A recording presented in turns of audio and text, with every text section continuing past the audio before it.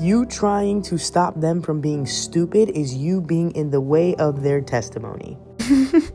I know that you wish that they didn't have to go through it. I know that you know the right answer to the question that they continue to keep asking, but you're not the one called to answer it. God is trying to get to them. God is trying to touch them one-on-one to transform them and come get them out of their stupidity the same way that he did you. What you're trying to do is play Jesus, and that is not what you are called to do. I know that you're doing it out of love. You're doing it out of capacity. You're doing it out of I've been there and done that, but you're not called to get in the way. Let me paint a picture for you.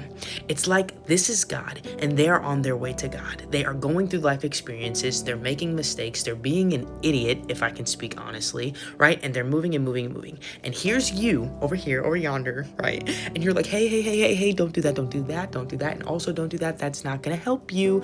And so as they're trying to go to God, you are here and you intervene here, right? God is here. Friend is on the way here. You step in here. What does this do? This, this little cute character right here, this provides a speed bump.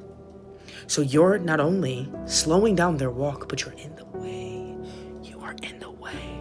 And I love you enough to tell you, speaking from experience, that there is nothing you can do to speed up their wisdom. There is nothing that you can do to speed up their calling in their life. When God is calling their phone, you can't answer it. And I know that you want to get in the way because Jesus got you the same way. That is just not your calling. And I know that you want to fight for them. And I'm not going to tell you not to fight for them, but I'm going to tell you how to fight for them differently. Intercede on their behalf. God, I continue to pray that you bring them to the end of themselves. I pray that whatever they're consuming that is unhealthy on their behalf, that you make it disgusting to them. Let them throw up everything that is not good for them. Every time they step into the room they don't belong to, every time they get around the crowd of people that do not represent who you are, God, I ask that you make them feel out of place. You start to pray in authority, not coming from a broken place. Because it's easy to say, well, man, I wish I could have saved them. Well, man, my heart is so broken that I couldn't help.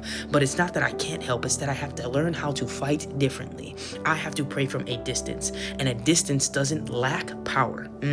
Distance does not mean you lack power. It means that I trust God enough to go to the front line in places where he's calling me to step out of. So if I can get out of God's way and just say, God, I trust you with this, and I'm going to continue that to trust that you are bringing them to the end of it. Watch how God gets to do what God wants to do, God's way, in their testimony, so that when they come to the end of it, you don't get the credit, God does. God allows some people to become such at the end of themselves, much like some of us have experienced, so that when they do get back up, nobody gets the glory but Jesus. Trust God enough not to fight him in getting in the way of that.